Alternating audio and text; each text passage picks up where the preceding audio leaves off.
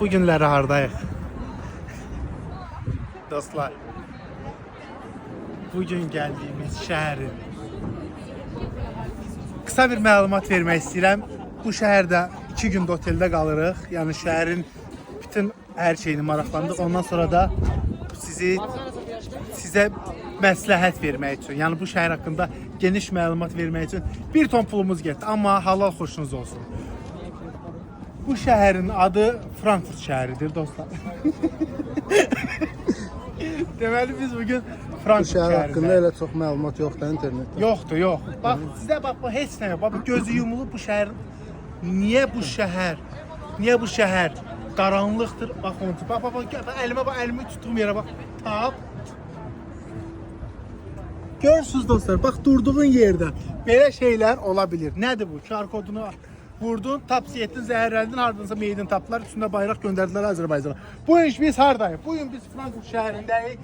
Gəlmişəm, Fələstin azadlıq. Qıfıllar haqqında məlumat vermək istəyirəm. Mənası nədir? Mira, Sara, Maria, Sabrina arxasına yazılıbdır ki, yəni ki bu sonsuz sevgi zaten. Yəni inanmayın, bunlar boş şeylərdir.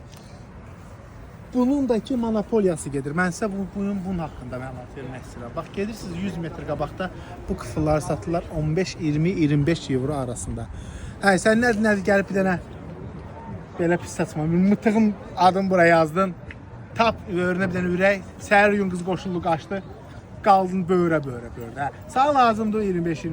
Siz ürəklə qardaşım, sevirsən ürəyini açılan. Bax belə. Yəni bu başqa bu şeylər hamısı boş şeylərdir. Burada mən qaranlıq üzündən biz əsas danışmalıyıq. Şəhərin qaranlıq üzü nədir? Bax gördüyünüz bu körpüdə. Bu hamısı turistlərdir, bu yerli adamlar. Hə, qoy gəlsinlər. Mənim üçün fərqi yoxdur. Bax gələn gəlsin. Qardaşım paxotkasına var. Amma ki gələn gəlsin, amma ki yeri zibilləməsinlər. Bax mən istəmirəm mənim şəhər, mənim doğulduğum şəhərdə yer zibillənsin.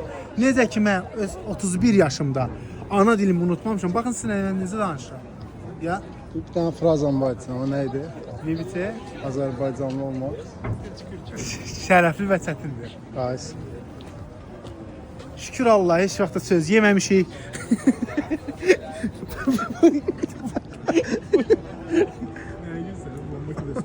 Bunları çək.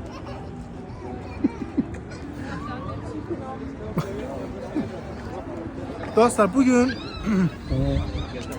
sizə Almaniyaya necə gəlmək olar? Onun yollarından təbii ki danışmayacağım, bilmirəm çünki, valla bilmirəm, yəni xəbərim yoxdur. İndi Asbildükdən gəlirlər, nə bilim, başqa burada bir iki nəfər var, dönərcə satılıb. Mən onlardan yanlış mən heç onlardan sizə məlumat vermək istəmirəm də. Qara yolla, qardaşlar, sizə bax, bugünün bir dənə bax cümləsini deyirəm, bir dənə cümləsini deyirəm, ömrü boyu yadınıza saxlayın. Bir gün varlı olmaq lazımdır. Legal, o da, yəni ili, yəni və yaxud da o da, yəni biz Almaniyada o da deyir, o deyir yazılır, o da oxuyur. Legal, o da illegal. Bax bu söz arası yazın, bir də bunları çək. Bunlara baxın, ay Allah. Bu gəlmişsə restorandır.